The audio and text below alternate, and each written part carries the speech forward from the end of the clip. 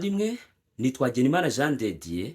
Muri uyu mwanya mwiza nje kugira ngo tuganire ku ijambo rya Kristo nk'uko ariyo ntego y'uyu murongo uri kurebaho iki cyigisho. Muri aya masaha rero, muri uyu mwanya dufite insanganyamatsiko ivuga ngo ubwami bwo mu ijuru bugereranywa cyangwa se ubwami bw'Imana bugereranywa. Aya ni amagambo Yesu Kristo ubwe yivugiye, aboneka mu byanditswe byera, aboneka muri Bibiliya, aho yasobanuraga akoresheje imigani uko yagereranya ubwami bw'Imana, uko yasobanura ubwami bw'Imana, uko yasobanura undi muntu ibigendanye n'ubwami bw'Imana, kugira ngo abari bamuteze amatwi babashe gusobanukirwa imiterere y'ubwami bw'Imana n'icyo ubwami bw'Imana busaba, kugira ngo niba babishaka kuzabwinjiramo bazamenye icyo Imana ishaka n'icyo ibifuzaho n'icyo igendereye. Kuko niba ugiye gutura mu gihugu ubanza kumenya ibyacyo. Nk'ubu ngubu ndabutse mfite intego yo kuvuga ngo nzatura mu gihugu runaka, wenda Leta Zunze Ubumwe za Amerika, wenda se Ubufaransa, wenda se Uganda, ndagenda nkabanza namenya ibyaho, abaturage baho babaho gute, bitwara gute, barya ibiki, bakunda ibiki, banga ibiki, umuco wabo uteye gute, n'ibindi byinshi, kugira ngo manze icyambere nizere ko icyo gihugu nzagishobora kandi nzakijyemo ngikunze, nyishimiye, numva ko gihuza neza n'uburyo nanjye ntekereza n'ibyo nifuza. Niko n'ibyo ubwami bw'Imana buteye. Niba koko dufite intego yo kuzabona ubugingo buhoraho, niba dufite intego yo kuzajya mu bwami bw'Imana, tugomba kugira mu bwonko bwacu ipica y'aho tujya. Tugomba kugira ipica y'imiterere y'ubwo bwami, kugira ngo twumve ko duhuje n'ubwo bwami n'icyo busaba n'igikenewe, kugira ngo nitujya gutura muri ubwo bwami mu by'ukuri tute kuzashyirwa hanze y'umurwa bitewe n'uko wenda tutujuje ibisabwa, cyangwa se n'ibindi byinshi. Niyo mpamvu tugomba kubyitegura hakiri kare. Tugomba kumenya uko byenda kose ibigendanye n'ubwo bwami, tukabisobanukirwa, tukumva tubyumva neza, kugira ngo tumenye ko ubwo bwami ibisabwa tubifite. Niyo mpamvu Yesu ari hano mu isi, kuko n'ubundi yari yaraje kwamamaza iby'ubwami bwa Kristo cyangwa se ubwami bw'Imana. Niwe ubwe wifatiye umwanya asobanurira abantu ibigendanye n'ubwami bwe, ibikenewe, ibyo abantu bagomba kwitondera, ibyo abantu bagomba kwibandaho, ibyo bagomba kwitaho, kugira ngo bazahabwe amahirwe yo kuba abaturage b'ubwami bw'Imana. Reka rero twinjira muri Bibiliya, tugende twiga ibigendanye n'uko Yesu yagiye aca iyi migani, maze natwe kubw'ubwenge duhabwa n'ijuru tubashe gusobanukirwa n'iki Yesu yashakaga kuvuga, nubwo ibi bintu byanditswe mu buryo bw'imigani. Reka twumve ikigereranyo cya gatatu cy'ubwami bw'Imana. Ubwami bwo mu ijuru bugereranywa n'ubutunzi buhishwe n'imaragarita y'igiciro cyinshi. Wumva uko hano bavuga muri Matayo 13:44 kugeza 46, baranditse ngo ubwami bwo mu ijuru bugereranywa n'izahabu zahishwe mu murima, umuntu azigwaho, arazitwikira, aragenda, umunezero umutera kugura ibyo yari atunze byose ngo abone kugura uwo murima. Kandi ubwami bwo mu ijuru bugereranywa n'umutunzi ushaka imaragarita nziza. Abonye imaragarita imwe y'igiciro cyinshi, aragenda agura ibyo yari atunze byose ngo abone kuyigura. Ndagira ngo mbabwire yuko ubwami bwo mu ijuru bugereranywa n'ibi bintu bavuze: ubutunzi. Ndabizi ko ubutunzi ari ikintu dukunda, amafaranga, izahabu, imaragarita, amabuye y'igiciro cyinshi, nzi ko muyasobanukiwe. Ariko ugize nk'umugisha, ukaba ufite nk'umurima, warangiza wacukura ukagwa nko kuri zahabu, waba ugize umugisha ukomeye cyane. Rero niko n'ubwami bw'Imana buteye. Ubwami bw'Imana bugereranywa n'icyo kintu mvuze. Ubwami bw'Imana bugereranywa ngo n'ibuye ry'agaciro. Uyu muntu yaguze umurima, cyangwa se wenda yarawukodesheje, maze awugezemo acukuye, ababonyemo izahabu, ababonyemo ubutunzi bw'agaciro gakomeye cyane. Maze kuko yarasobanukiwe n'umumaro w'ubu butunzi, aragenda yushusha nyir'umurima, aramubwira ati: wambabariye ukangurisha uriya murima wawe, wambabariye ko ndaguha n'amafaranga yose ukeneye, ariko uriya murima nkawubona. Wenda tuvuge ko nyir'umurima yawezagamo ibiro 100, ariko uri kuwugura muha igiciro gikomeye cyane. Nanjye aravuga ati: ayo mafaranga umpaye nshobora kuyaguramo uriya murima, nkaguramo imirima nk'iriya, wenda tuvuge 20. None ikimbuza kugurisha uwo murimo umwe kugira ngo nibone indi mirimo myinshi nanjye njye neza byinshi, yabyangira iki? Nta mpamvu n'imwe yo kubyanga yari ihari, ariko ntabwo yari azi ibanga wa wundi uje kugura afite. Hari icyo yari yabonye muri uriya murima undi we atazi, ari nacyo cyateraga uyu nguyu kwemera gushora aya mafaranga yose kugira ngo abone wa murima. Hanyuma arangije yiyemeje kuba yagurisha n'ibyo atunze byose, yiyemeje no kuba yasigara amara masa ariko akabona wa murima. Impamvu ni imwe, ese nuko ari ikigoryi? Nuko nta bwenge agira? Oya, ahubwo yamaje kubona amabuye y'agaciro muri wa murima, kandi azi ko namara kubona wa murima azahita ahinduka umutunzi utunze byose. Ngo kandi bigereranwa n'umuntu wabonye imaragarita ashaka ibuye ry'agaciro, ngo maze aribonye aragenda agurisha ibindi byose asigarana rya buye rimwe ry'agaciro. Niko n'ubwami bw'Imana buteye. Ndagira ngo nkubwire ko ubwami bw'Imana ni ubw'agaciro kurenza uko abantu babitekereza. Ubwami bw'Imana burenza agaciro kose ka hano mu isi. Ubwami bw'Imana, ariko tekereza ahantu abantu batarwara, badapfusha. Tekereza ahantu hataba urwango, ahantu haba amahoro masa, ahantu haba ibyiza gusa, ahantu hataba ubutaka bwajumbutse, ahantu hataba intambara, ahantu hataba abantu bakwangira ubusa bagutwara ibyawe, ahantu hataba icyaha, ahantu hataba ikibi. Ndagira ngo nkubwire ko ibitekerezo byawe birabashije gusobanukirwa iby'ubwo bwami. Wagurisha ibyo utunze byose, wakwanga ibyo ufite byose, ugahitamo ikintu kimwe cyitwa ubwami bwa Kristo. Kandi ijambo ry'Imana rigaragaza ko iyo wemeye kwakira ubwami bwa Kristo ubu bwakiranye n'ibindi byose byo mu isi. Iyo wakira ubwami bwa Kristo na bwa butunzi bwo mu isi ubu bufite. Iyo wakira ubwami bwa Kristo ubu ufite byose, ariko ikibabaje nuko abantu bo mu isi bakomeza gufata ubwami bwa Kristo nk'ikintu cyoroheje, nk'ikintu kitafite agaciro. Abamenye ibibanga ry'ubwo bwami bwa Kristo biteguye gutanga icyo bakenera cyose, icyakenerwa cyose, kugira ngo babugume muri ubwo bwami, kuko byonyine amahoro yo mu mutima bafite ntacyo bayishyura. Hari abantu bajya bavuga imvugo ivuga ngo ibyishimo birahenda, ibyishimo birahenda. Umuntu aba yiteguye kwishyura igikenewe cyose kugira ngo abone ibyishimo, niyo byaba iby'umunsi umwe, niyo byaba iby'isaha imwe. Indaya zishurwa ngahe? Menshi cyane. Nyamara umunezero zitanga umara igihe kingana iki? Ni gito cyane. Utubyiniro twishurwa amafaranga angana iki? Menshi cyane. Umunezero bitanga ungana iki? Muke cyane. Inzoga zishurwa amafaranga angana iki? Menshi cyane. Umunezero bitanga ungana igihe kingana iki? Gito cyane. Abantu batakaza amafaranga angana iki mu byo kurya bibangiriza? Menshi cyane. Umunezero bizana ungana iki? Muto cyane. Rero bavandimwe, ndagira ngo mbabwire ko ariko mu bwami bwa Kristo bizamara igihe kinini ndetse n'ibyiteka ryose. Iri banga ntabwo abantu benshi bararikurura ngo baryake. Igihe nasobanukirwaga iby'iri banga, numvise ko nta kintu na kimwe cyo mu isi gishobora kundutira ubwami bw'Imana. Kandi n'uyu munsi niko biri. Maze imyaka 10 niyeguriye Yesu Kristo, ariko nta gihombo na gito nigeze mbona. Ubutunzi bwose umuntu abasha gutekereza, umuntu abuhabwa mu mpano imwe yitwa igitambo cya Yesu Kristo. Ibibazo byose byo mu isi biba bikemutse. Nta muntu n'umwe urenda kugutera ubwoba. Ubuzi neza ko bifatanyije n'imbaraga zurusha ibindi byose ubushobozi. Ubuzi neza ko ubutunzi bwo mu isi bwose ari ubwawe. Igihe buzakenerwa Imana izabuguha nibiba ngombwa.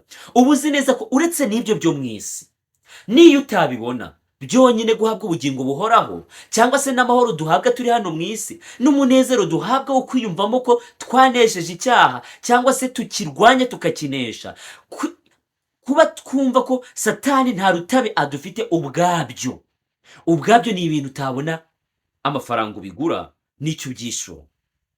Niyo mpamvu abasobanukiwe iby'iri banga bitegura gusiga byose kugira ngo bakurikire Kristo.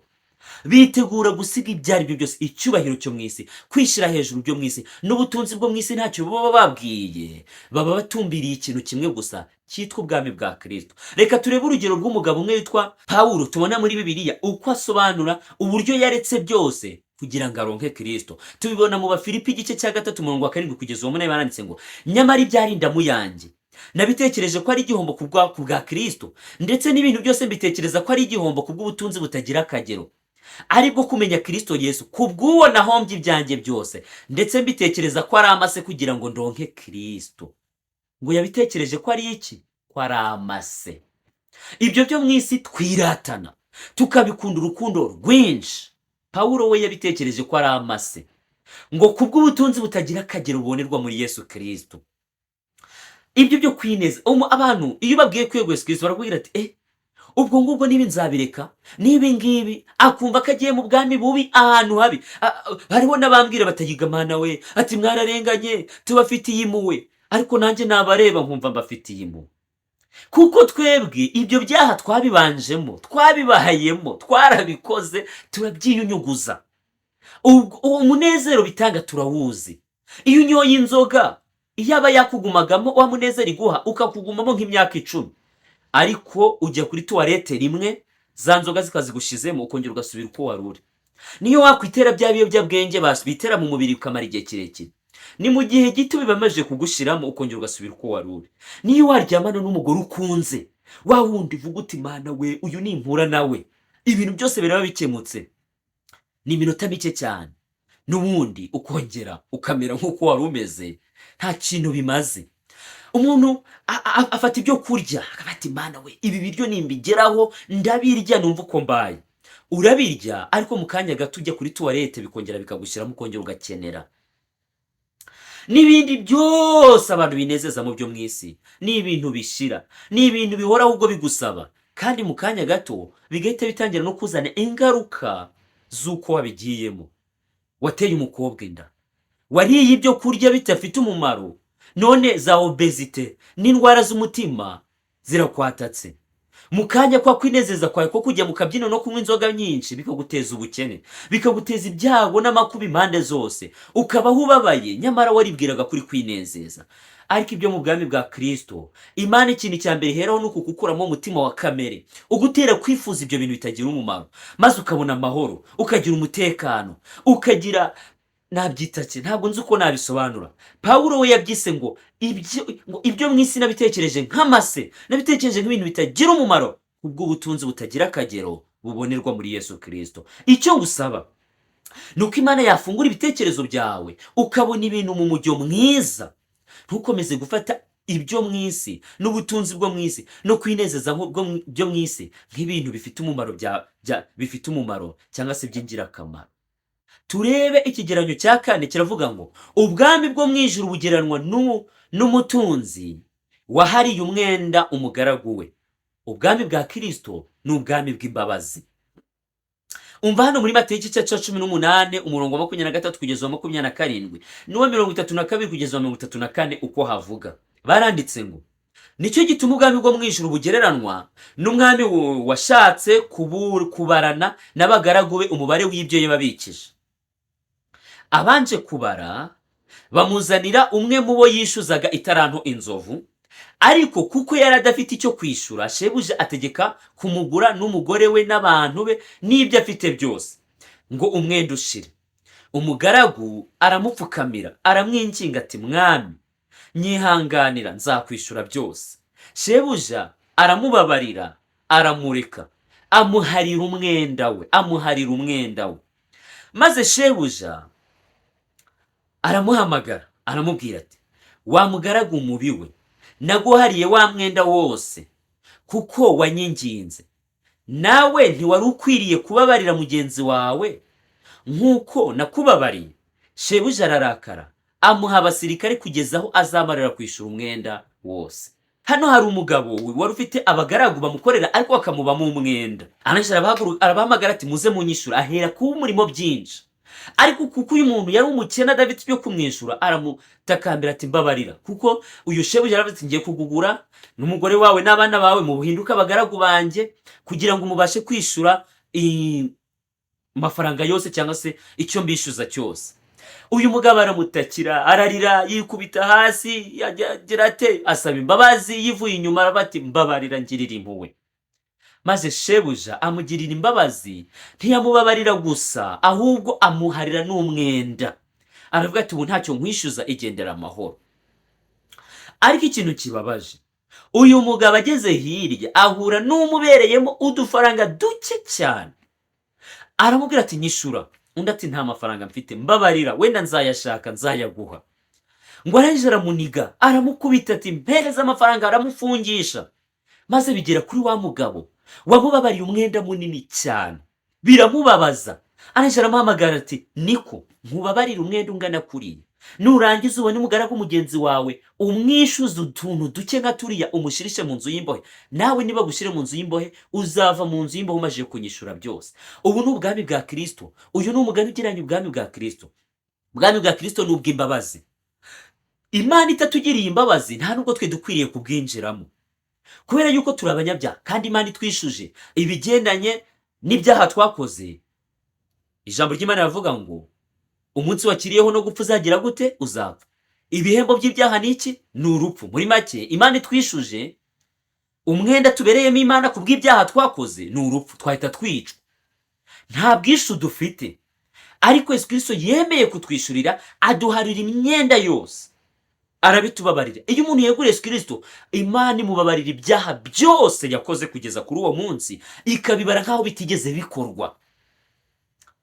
Ariko se nubwo twababariwe ibyaha, twebwe ntitutiga kubabarira abandi. Harya buri Imana izatubabarira? Izaduha ubugingo buhoraho? Oya. Ijambo ry'Imana rivuga ngo mukunde abanzi banyu, mubababarire. Kubera iki? Tugomba kubabarira abanzi bacu, tukabagirira impuhwe, kubera yuko natwe twazigiriwe. Nta yindi mpamvu, nuko natwe twababariwe. Ijambo ry'Imana rivuga ngo nitutababarira abandi, natwe Imana izareka kutubabarira. Ubwami bwa Kristo ni ubw'imbabazi. Ubwami bwa Kristo ni ubw'impuhwe. Ubwami bwa Kristo ni ubw'urukundo rutagira akagero, rurenze ibitekerezo bya kimuntu. Tekereza kugeza ubwo ukunda n'umwanzi wawe ukamubabarira, ukamugirira impuhwe, mukongera mukiyunga, cyangwa se atabishaka ko mwiyunga, ariko wowe ukibohora iyo ngoyi ukamubabarira.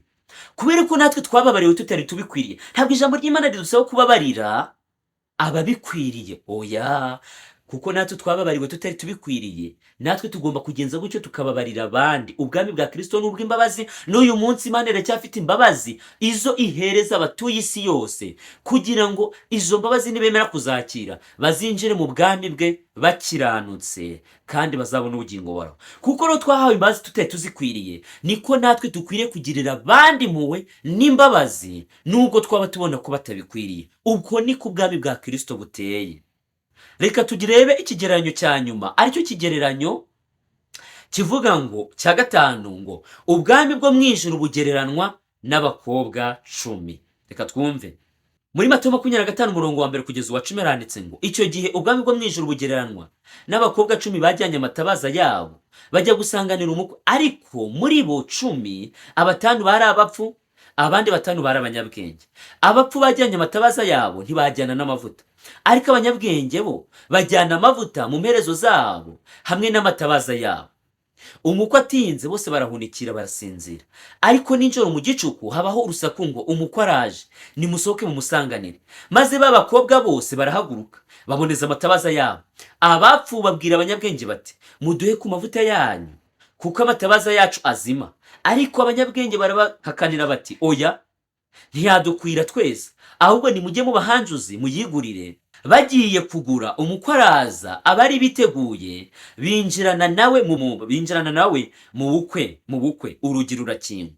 Hanyuma barakomeza bavuga ngo hanyuma b'abakobwa bandi nabo baraza, barahamagara bati nyakubahwa dukingurire. Nawe arabasubiza ati ndababwira ukuri yuko ntabazi. Uyu mugani ushatse kuvuga iki? Hano hari abakobwa 10. Aba bakobwa muri Bibiliya z'icyongereza ngo ni 10 virgins. Bari abakobwa b'amasugi, bisobanuye ngo bari abakobwa batigeze basambana, bakora icyaha cy'ubusambanyi. Iki kintu kirakomeye cyo mu gitega amatwi. Aba bari abantu twakwita ko bakiranuka, bari abantu wakwitegereza ukavuga uti aba bantu bakwiriye kuba mu gushingiranwa n'uyu mugabo, kuko bari amasugi, nta buraya bagiyemo, nta wundi muntu bahaye ubusugi bwabo. Ariko nubwo bose bari amasugi, twavuga ngo bari bakwiriye, bari abantu basenga, bari abantu bakunda Imana, bari abantu bagendana n'Imana, muri bo hagaragayemo abapfu, habonekamo n'abanyabwenge. Mbega ikintu gikomeye. Ese byashoboka ko no mu bantu bagaragara nk'abakiranutsi, no mu bantu bagaragara nk'abegereye ubwami bw'Imana, no habonekamo abanyabwenge, hakabonekamo n'abaswa? Iki kintu kirakomeye. ariko reka turebe imiterere y'ibi bintu ngo batwaye amatabaza ariko abanyabwenge bongeraho n'amavuta. Abaswa batwaye amatabaza bibagirwa amavuta. Muri Bibiliya ijambo ry'Imana ni itabaza, ijambo ryawe ni itabaza ry'ibirenge byanjye, niko Dawidi yavuze. Muri Bibiliya ijambo ry'Imana ni itabaza. Aba bantu batwaye ijambo ry'Imana ariko bibagirwa amavuta. Amavuta mu ijambo ry'Imana agereranwa na mwuka wera. Aba bari abantu birata ko bize Bibiliya, ko bayisobanukiwe. Aba bakaba abantu basobanura Bibiliya umurongo wa mbere ukageza ku wa nyuma, ariko bakabura mwuka wera ubashoboza gukora ibyo Imana ishaka. Hanyuma umukwe araza, arangije aje, kuko umukwe yabanje gutinda. Iki kintu cyo gutinda hari wenda nzagira umwanya nongeye gitegure. N'uyu munsi tuvuga ko Yesu Kristo yatinze. Iki kintu cyo gutinda kigerageza abantu biyeguriye Yesu Kristo, kubera yuko bagera ubwo barambirwa, ndetse bigaragara ko bagezeho baranasinzira. Bategereje umukwe bararambirwa, barangije baranasinzira. Ariko bamaze gusinzira, hanyuma haza ingoma iravuga iti umukwe araje, nimuhaguruke mumusanganire. Bose bagomba gucana amatabaza yabo. Ibi bisobanuye uko umutima wa buri muntu wese uteye. Bafashe ijambo rya Kristo, bose bararifashe. Yesu Kristo naza, abantu bose bazaba bagaragara nk'aho bazi ijambo ry'Imana. Aba ni abantu bari mu bintu by'iyobokamana. Ariko ntabwo Yesu Kristo azaba akeneye abantu bazi ijambo rye gusa, azaba akeneye abantu bafite amavuta, abantu baretse mwuka wera ngo akorere mu bugingo bwabo.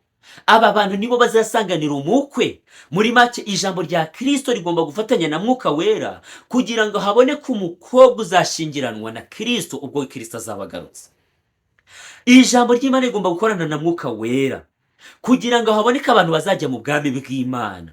Abantu bazitwaza ijambo rya Kristo gusa ariko bakibagirwa mwuka wera usobanura iryo jambo, bakibagirwa mwuka wera ubayobora mu mibereho yabo ya buri munsi, ntibamwiteho ariko bagakomeza bagenda bavuga ijambo rya Kristo gusa. Ibyo ntacyo bimaze. Mureke mbyagore kugira ngo mubyumve dusoza. Hari abantu birirwa babwiriza hirya no hino ku isi, kandi bose baba basoma ijambo rya Kristo, ariko nagira ngo mbabwire ko ijambo rya Kristo iyo ribwirijwe rikigishwa hirengagijwe ubuyobozi bwa mwuka wera, abantu babigoreka uko bashaka, bakabivuga uko bashaka. Niyo mpamvu hari abantu benshi bazarimbuka kandi bari bafite Bibiliya. Hari abantu benshi bazarimbuka kandi barasomaga Bibiliya. Hari abantu benshi bazarimbuka kandi batwara Bibiliya. Abo ni benshi cyane. Aba ni abantu birirwa babwiriza ibintu badasa nabyo.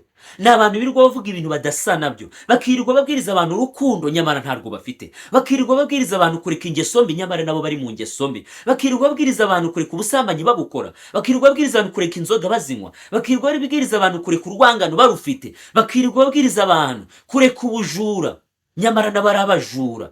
Bakirirwa babwiriza abantu kureka kwikunda bikunda. Bakirirwa babwiriza abantu kureka ingeso mbi zo mu buryo bwose nyamara nabo imico yabo idasobanutse. Ikintu kimwe gishoboza umuntu kuba umukiranutsi ni mwuka wera ukorera mu mutima, yego agakorana na rya jambo rya Kristo yize, ariko rigahindura imibereho ye kugeza ubwo asa na Kristo. Abakobwa batari bafite amavuta barabwiye ngo mugende mujye kuyishakira. Ku munsi w'amateka abantu bazasanga hari ibintu byinshi babura, bazagerageza gushaka ukuntu hari babigeraho, ariko ntibizaba bigishoboka, kuko igihe bazavuga ngo bagiye kubishaka, umukwe azajyana bari biteguye, abatiteguye bazasigara inyuma. Igihe bazakomanga ku rugi bazabwirwa ngo nimugende, ntabwo nigeze kubamenya, simbazi, nta nubwo nzi naho muturutse. Ndagira ngo rero mvuge iki, ntabwo ku munsi w'amateka ari wo munsi wo kwitegura kugaruka kwa Yesu. Ku munsi w'amateka ni umunsi wo kwinjira mu mugambi bw'Imana. Igihe cyo kwitegura kugaruka kwa Yesu ni uyu munsi. Uyu munsi nibwo tugomba kwimenyereza iby'ubwami bw'Imana, tukemera mwuka w'Imana agakora mu bugingo bwacu. Icyo aducyashye tukemera kukireka,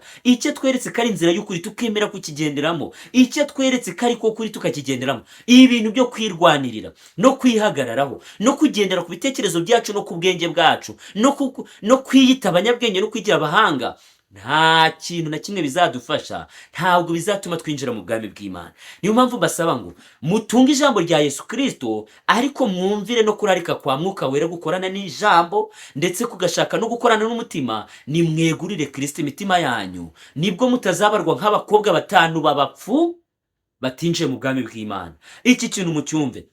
Abakobwa bose bari amasugi, nta kibazo bari bafite. Bisobanuye ngo bari abantu bigaragara urebeye inyuma ko bakwiriye kubana n'iki, n'uriya mugabo n'uriya mukwe. Ariko uriya mukwe yari afite strategy zo kumenya gutoranya abakobwa b'abanyabwenge abakuyemo. Kuba uri isugi ntibisobanuye ko ugomba ushobora kubaka urugo no mu bitekerezo byacu bisanzwe, no mu mikorere yacu isanzwe. Ntabwo umugore mwiza igice akeneweho gusa ari ukuba ari isugi, hari n'ibindi byinshi akeneweho. Niko rero n'ibi bisobanurwa. Kuba bari amasugi ni byiza, ariko bari bakeneweho kuba ari abanyabwenge. Abanyabwenge rero ni abahe? Ni abatwara ijambo rya Kristo kandi bakagira na mwuka wera ukorana n'ibitekerezo byabo, bakemera kuyoborwa n'Imana, bayoborwa n'ijambo rya Kristo rikorana na mwuka w'Imana kugira ngo bazinjire mu bwami bw'Imana. Reka turebe isomo riri muri n'isomo rimwe ngiye gusorezaho, riri muri Matayo 11:12 haranditse ngo, uhereye mu gihe cya Yohana umubatiza ukageza none ubwami bwo mu ijuru buratwaranirwa, intwarane zibugishamo imbaraga. Bavandimwe, hari abantu bafata ubwami bwa Kristo nk'ikintu kiri aho kidafite imbaraga, ariko ubwami bwa Kristo buratwaranirwa. Umuntu arabushegera, umuntu arabuvunikira. Ndagira ngo nkubwire yuko Yesu Kristo yaravuze ngo, utemera kwikorera umusaraba ngo nkurikire uwo ntakwiriye ubwami bw'Imana. Emera wikorera umusaraba. Abantu mushaka guca mu irembo ryoroheje, ijambo ry'Imana rivuga ngo kujya mu bwami bw'Imana ni uguca mu irembo rifunganye. Bizaba gusaba kureka ibintu byinshi, bizagusaba guhindura imirire, bizagusaba guhindura iminywere, bizagusaba guhindura imyambarire, bizagusaba guhindura ibitekerezo byawe, bizagusaba guhindura uko ukora, bizagusaba guhindura ibyo wibwira n'ibyo utekereza n'ibyo ukunda n'ibyo ushiraho ibitekerezo byawe n'ubwenge bwawe. Ibigendanye n'ubwami bwa Kristo si ibintu biri aho ngaho byoroheje.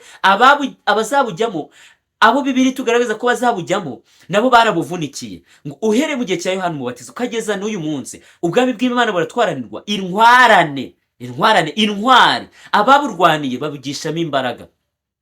Bikenewe ko tubwitangira, bikenewe ko tuvunika, bikenewe ko tugira ibintu byinshi bitubabaza tureka, n'ibindi byose. Inshuti nziza twakundaga tukazireka, ibyo kurya byinshi twakundaga tukabireka, ibintu byinshi twakundaga kwinezeza n'ibindi byose, tukemera kwakira bwa butunzi butagira akagero bubonerwa muri Yesu Kristo. Uko niko Yesu yasobanuye ubwami bwe, uko niko Yesu yasobanuye ubwami bwa Kristo. Icyo ngusabira ni uko wagira amahitamo meza ukazinjira muri ubu bwami bukomeye, bwami bw'icyubahiro. Reka dusenge dusoza. Mwami Imana, Mana ikiranuka, nshize aba bantu bumvise iri jambo mu biganza byawe, ubayobore mu kugira amahitamo akwiriye, kandi nanjye ubwanjye wigisha aya magambo ukomeze kumpa ubushobozi bwo kugira amahitamo akwiriye. Mbisabye nizeye mu izina rya Yesu, amen.